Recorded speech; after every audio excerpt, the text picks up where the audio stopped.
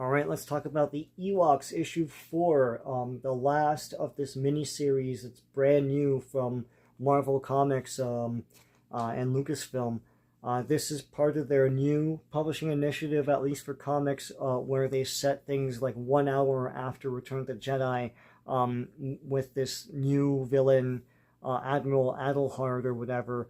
Of all of those different things, like Balajaku and all that stuff, I don't like any of that stuff. I had pulled them all, and then after issue 1 or 2, for a lot of those series, I think there's 4 of those series, I had unpulled them. I don't care. They were so boring and just unimpactful to me. But this Ewok series was great.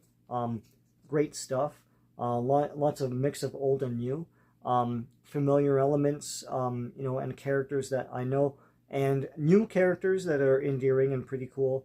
This is how you introduce a new story in Star Wars. So this is the last issue of this. It's a mini-series.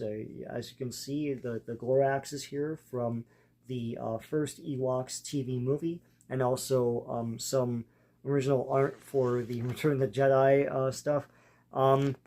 So basically what's been happening is there's this guy from the Empire posing as some sort of general, but he's not. He's trying to get into Admiral Adelhard's good graces by retrieving a huge weapons cache on the moon of Endor for him, and he hired all these different like bounty hunters and stuff from the Star Wars universe. So you got 4LOM, you got Zuckuss, stuff like that. It's pretty cool. And he encounters the Ewok village, because even though it's a giant big moon, it's pretty much a planet, everyone just beelines straight to that Ewok village. It's just the way Star Wars works. Anyways, when they get to the weapons cache, it turns out that it's in a cave inhabited by a Gorax, this giant thing. And so the Gorax attacks everybody, and here it is attacking everyone. They used Wicket as a guide. Wicket is a kid, of course. Kid Ewok, he was from Return of the Jedi, and here was the Gorax destroying everyone. Pretty neat stuff. And there's a couple new Ewoks that come in for the save here. And then they're fighting the Gorax. This flying lizard thing was from one of the Ewok TV movies. They pulled in stuff from the cartoons and the movies and everything for the Ewoks. Pretty neat stuff.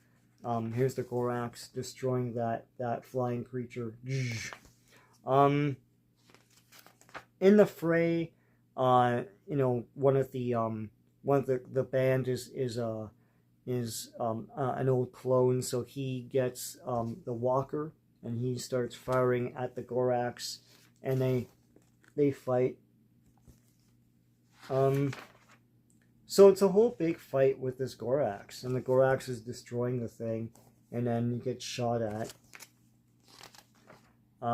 So I think they do dispatch with the Gorax by shooting it with a laser blaster, and it falls. Because I mean, you still can't fight a laser blaster. Meanwhile, this fake general is threatening Wicket and everything. He's gonna kill him, but then all of a sudden they get attacked by the Ewoks and the Yuzums, which I didn't even know they were from Endor. They depict them as being able to travel the stars, so maybe some of them settle on Endor. I don't know.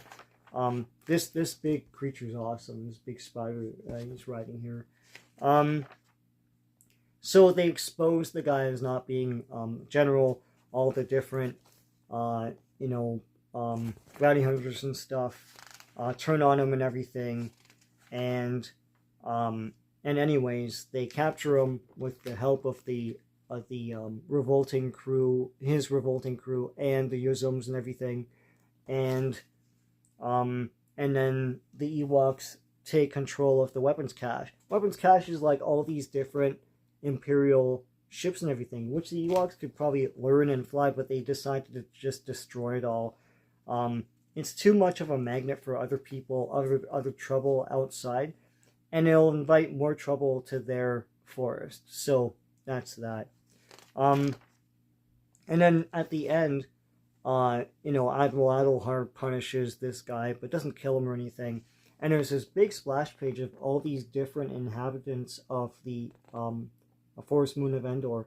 And there's some familiar faces here.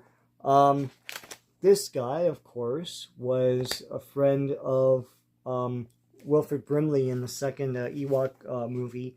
But there's other guys here too. It's cool to just stare at all these different characters. Like, oh yeah, you know, some are from the cartoon, some are from the 2 Ewok movies. It's pretty cool stuff. I enjoyed this series very much. This is, you know, I felt rewarded for remembering and knowing this stuff from way back and being a fan of this stuff for, you know, 4 decades. So that's cool. And it's a brand new story with new characters and a new villain and everything. And it's great. I wish all the other Star Wars comics were like this. This is great. If you haven't picked up these Ewoks issues or this series, I highly recommend it. Especially if you're a Star Wars fan, you probably ignored all this stuff. Get these Ewoks things. I know there's some Star Wars fans that don't like Ewoks, but I think they're awesome. So here it is, man. Issue 4, I recommend. The entire series, I recommend. I'm sure they'll do a trade paperback or something like that. It made me laugh on the back. I knew this was coming. There's an ad for Star Wars: The Rise of Skywalker issue 1, coming in February. Didn't the movie come out in like 2019? Like, what is this, just in time for the release of the film? Like, what is this? Like, anyway, so weird. So yeah, if you like this, please give a like to this video. It helps me out a lot. And please subscribe to this channel if you haven't already. Lots of great comic book stuff on here. So until next time, take care.